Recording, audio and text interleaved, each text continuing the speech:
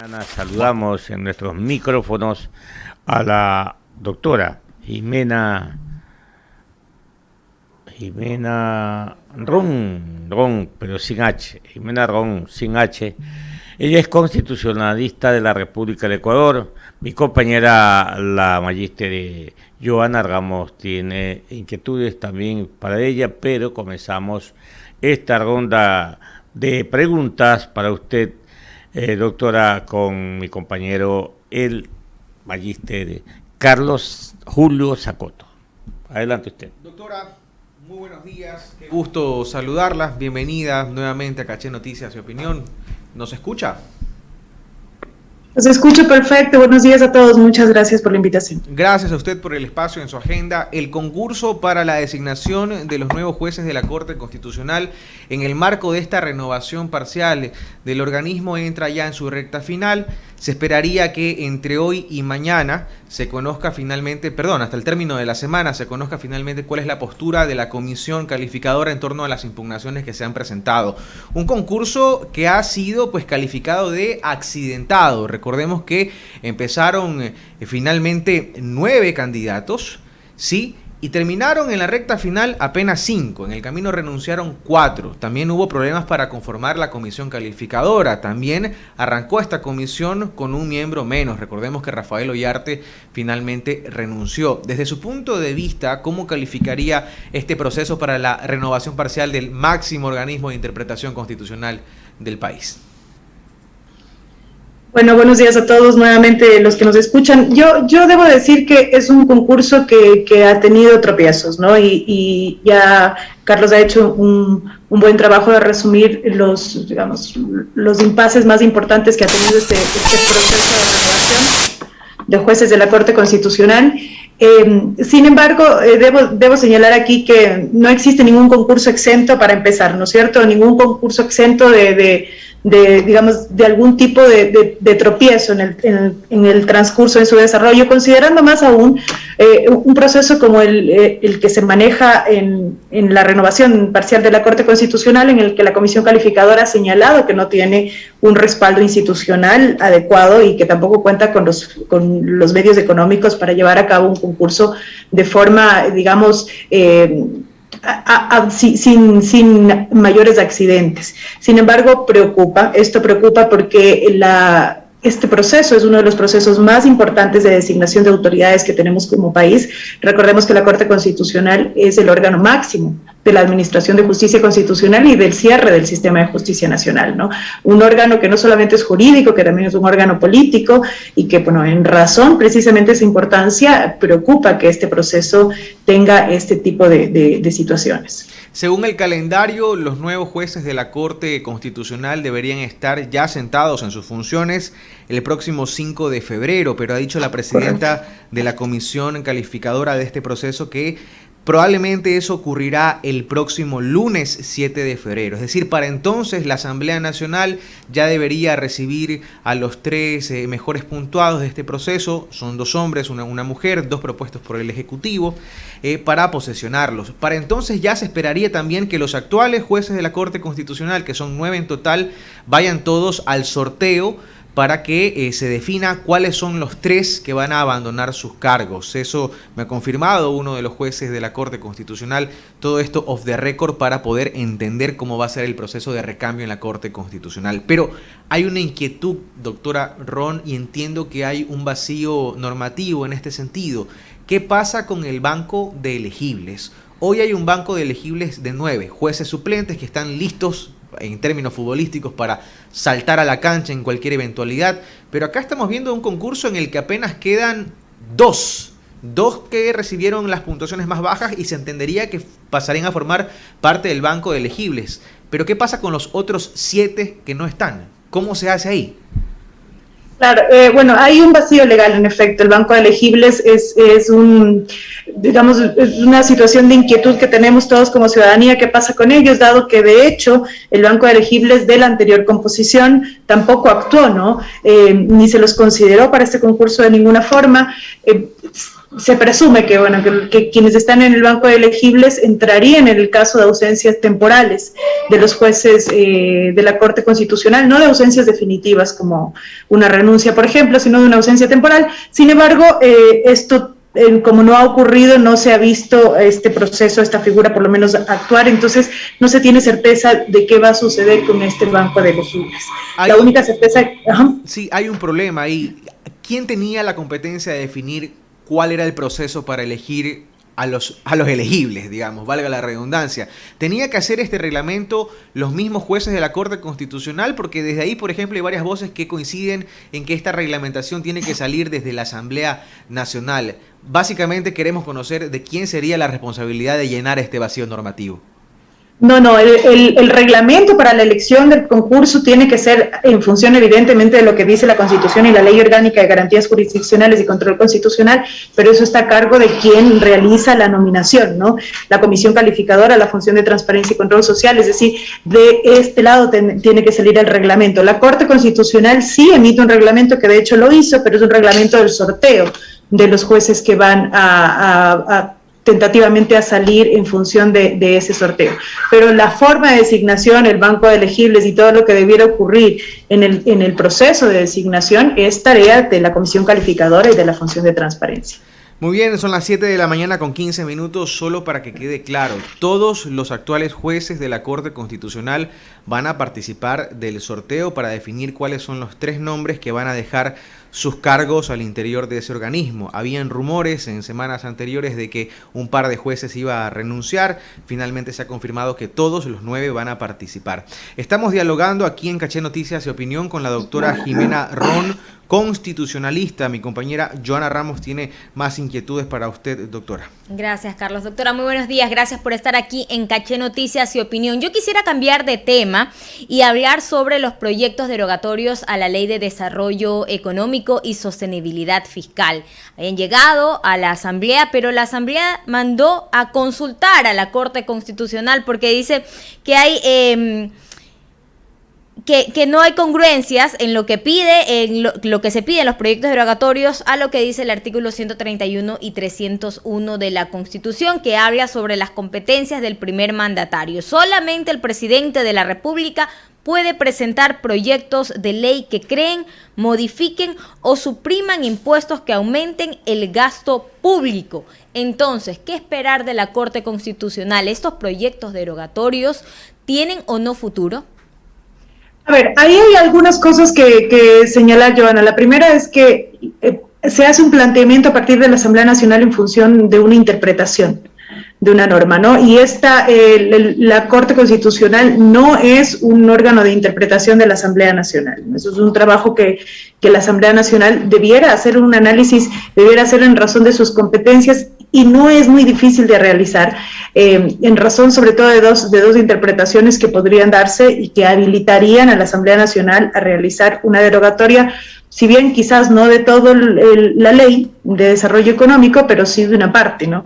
Porque primero lo que dice la Constitución en esta competencia exclusiva que tiene el presidente de la República para crear y derogar tributos, es precisamente respecto de los tributos.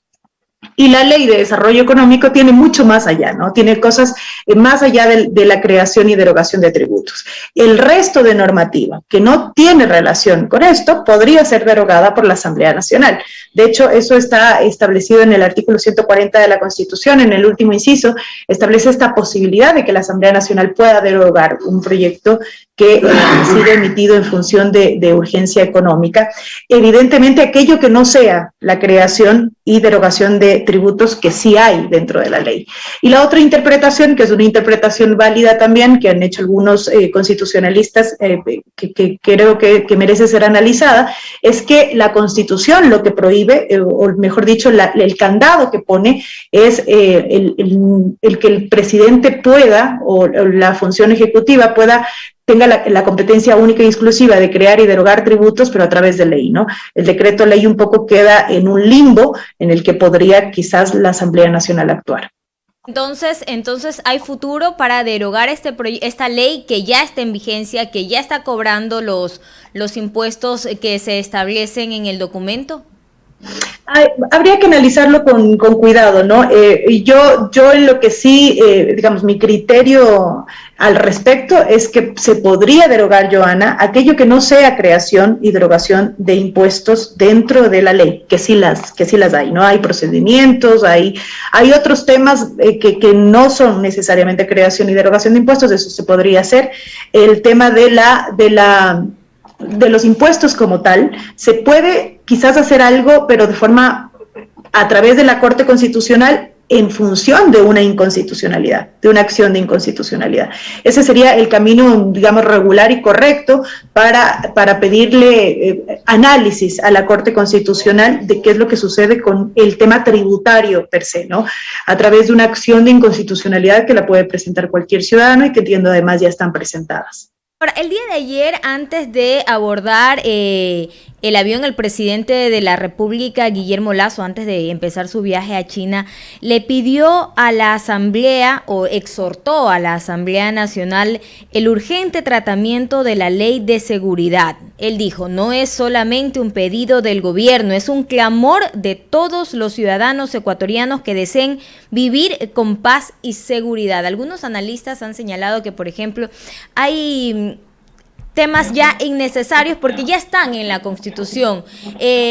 La presunción de inocencia, por ejemplo, que se establece en este proyecto de ley de defensa ciudadana y lo que ya está en la Constitución. ¿Por qué repetir eso?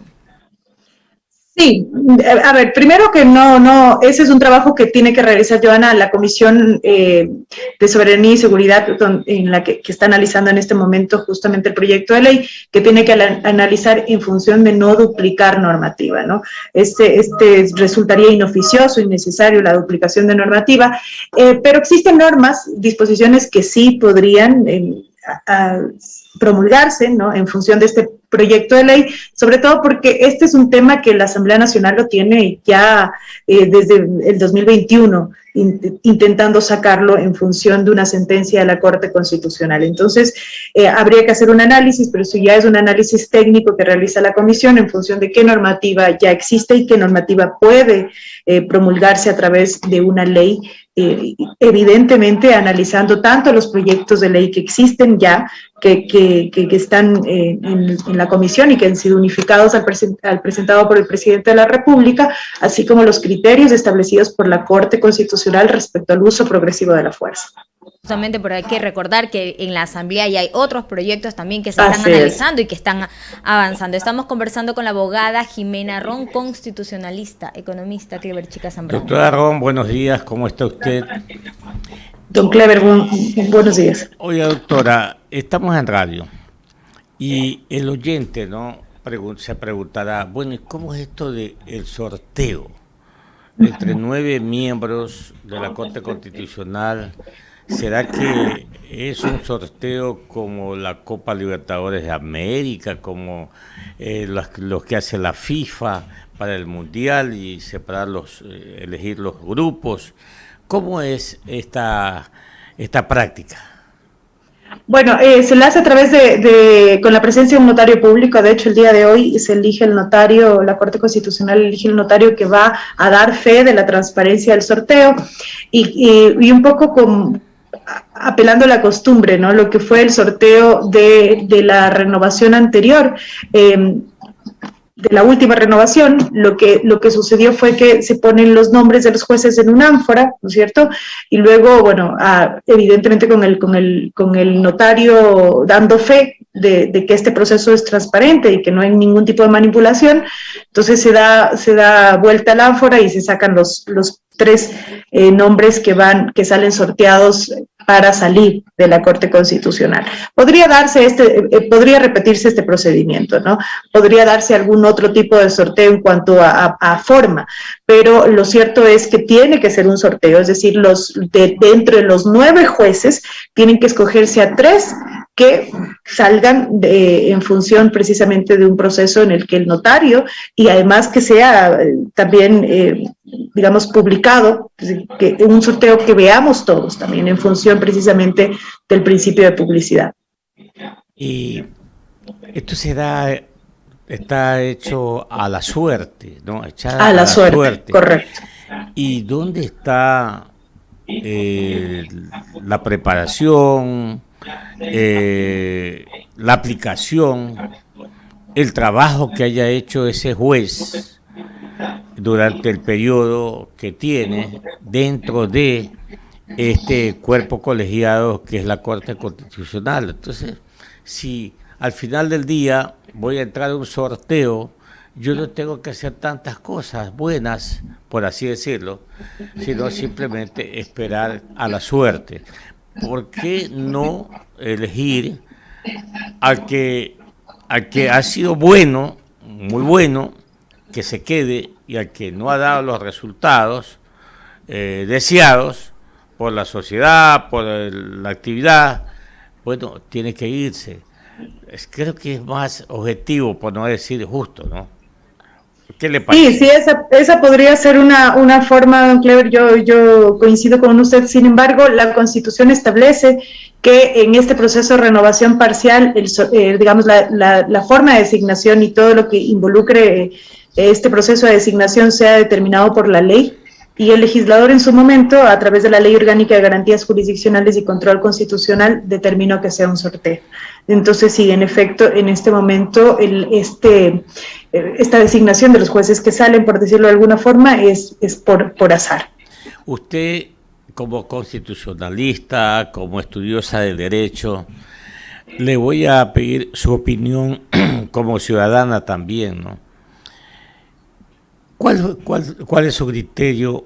¿Qué le dejó a usted como profesional esa decisión de la Asamblea Nacional de dejar pasar esta ley que ahora ya está vigente, que de a poco la gente la va asimilando negativamente? ¿Qué cree usted que tenía que hacer los asambleístas para que no haya hoy, o no hayan los comentarios ácidos, por cierto, culpando a los legisladores? Nos referimos a la ley, la ley de sostenibilidad fiscal. La Ley de Desarrollo Económico y Sostenibilidad Fiscal. Bueno, la ley atravesó el proceso de ley, debo decir, ¿no? O sea, para su análisis, en función precisamente de lo que establece la Constitución, dado que era un proyecto de ley de urgencia económica, pasó por el análisis de la respectiva comisión, que fue la Comisión de Desarrollo Económico, los 2 debates que debían realizarse en el Pleno de la Asamblea Nacional, dentro del término, además, establecido por la Constitución. Sin embargo, ya en el último debate, ¿no?, sucedió esto que ya todos conocemos, y hay que entender algo, ¿no? Las decisiones de la Asamblea Nacional son decisiones que, si bien están sustentadas o tienen sustento jurídico, también dependen muchísimo, tienen un peso enorme la voluntad política de estas decisiones, ¿no? Entonces, precisamente fue la voluntad política de ese momento el no archivar el proyecto de ley, y por tanto pasó por el Ministerio de la Ley y fue emitido a través de un decreto de ley, ¿no? Todo esto reglado por la Constitución. Además, yo debo de señalar de forma inicial que no hay nada irregular. La falta de archivo del proceso de ley responde a un elemento de voluntad política, nada más, y que, bueno, esto depende también de los movimientos que ocurren al interior de la Asamblea Nacional en función precisamente de los bloques. 7:27 a.m. Finalmente, doctora Ardón, otra inquietud, porque los ciudadanos todos no somos conocedores de la jurisprudencia. Sin embargo, pues debemos estar informados, ¿no?